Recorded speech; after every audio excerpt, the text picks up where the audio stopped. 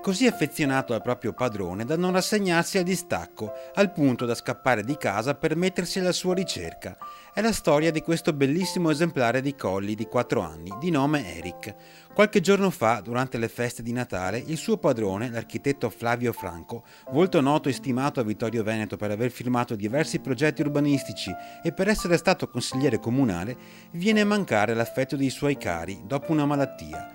Dapprima l'ambulanza, poi la prolungata assenza, segnali che hanno fatto capire al cane che qualcosa non andava.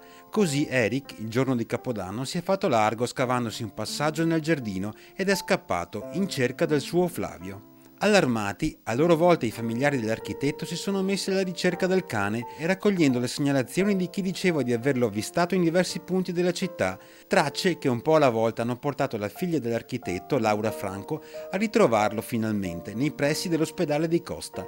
Quando il cane l'ha vista le si è gettato tra le braccia ed è stato in quel momento che la donna ha capito quale fosse la meta del suo peregrinare. Eric era proprio vicino all'obitorio dove riposava la salma del suo padrone, in attesa del funerale che si è celebrato oggi.